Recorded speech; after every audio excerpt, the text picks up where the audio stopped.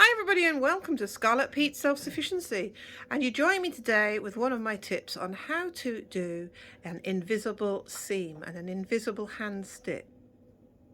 Here I'm creating the dog bed that you might have seen in an earlier video, and I'm just stitching the two edges together here with a totally invisible stitch. As you can see, I'm using a half round needle. This is the seam to be done and I've marked it. And this is the seam I've done. So would you like to know how to do it? You can do it two ways. You can use a round needle, which is the best way, the upholsterer's way, or you can use a straight needle here. But with a straight needle, you do get to see a slight stepping as there. And you also get to get a blooded thumb where you stab yourself. Let me show you how I do it. So how do I do it? Well, what I do is work on the bottom, then immediately opposite on the top. And what I'm doing is, basically, let's just see if I can get the thread to do it, like this. So what I'm going to do is go take a stitch here, this is much bigger than it would be, so I'd go in here, out here, and pull that so you can't see it. Then I'd go in here at the bottom, out here at the bottom, and then do the top. And then when I pull it tight, thread would pull the whole thing together and be tight underneath, and you get this effect here. So I'm going to get my daughter to hold the phone and video while I do it. And you also need to make sure the edges are folded over on one piece here, as I've done here. This is folded. You couldn't do it just edge to edge. And I'm doing this. This could be a folded edge like this, but I'm not folding this one. But this one here has to be folded over against it ready.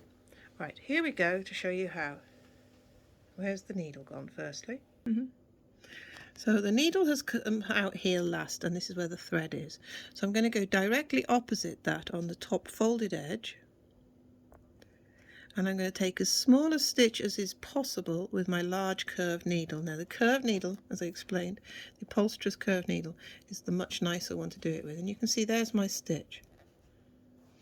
So I'm going to take that, pull it through, and that is directly opposite.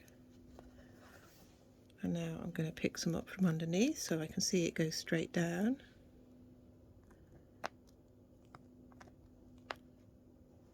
Straight in, straight out. Can you see it on my needle?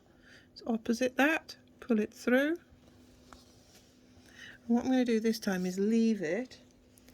So I'm going to pull the ladder. Oops, pulled too much. Pull the ladder in front of you. So I'll leave that bit. So I'm going to go in here at the top, directly opposite, in and out. So it's a laddery type stitch. That's the one from last time, that's that bit. In and out at the bottom.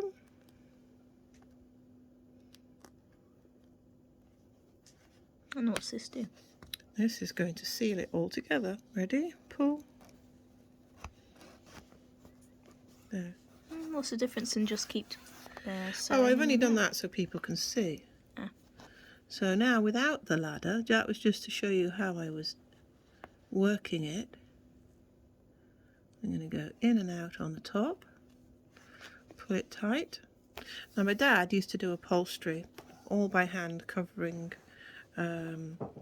chairs, settees, sofas, and he also used to do works with antiques, and he handed all that down to me. I do know how it's all done. He would do French polishing and headboards as well, French polishing furniture and restoring furniture and aging furniture to make it look much older than it is. So I do have all that knowledge, luckily, in my little brain box, so one day I'll get round to using it.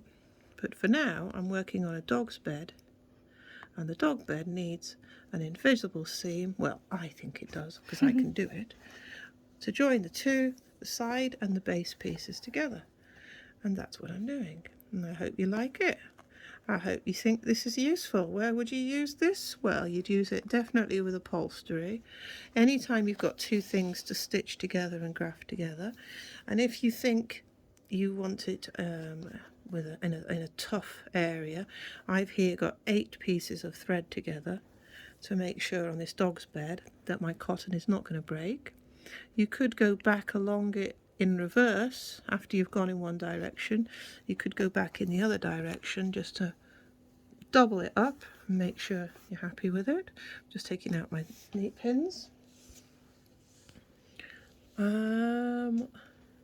Once you've learnt this, it's excellent for all sorts of things. Say you're making a pillow and you've stitched the pillow case and you turned it inside out to stitch it. You turn it right way out, fill it with your cushion filling, and then you need to join the seam so no one can see where the seam is. And you'd use it there too. Where else would you use it? Maybe on a garment? I don't know. Once I learnt this when I was about, about 6 or 7 years old. My dad taught me. I've used it continually all the time. It's rather useful. So I hope you like that stitch. If you like this type of content, give me a comment, let me know. Check out the dog bed that I started doing earlier, and I can show you a bit on that. Here it is so far. Look, this is an old mattress that we've been stitching up and made smaller and ground up the metalwork inside with the grinder and stitching it all up.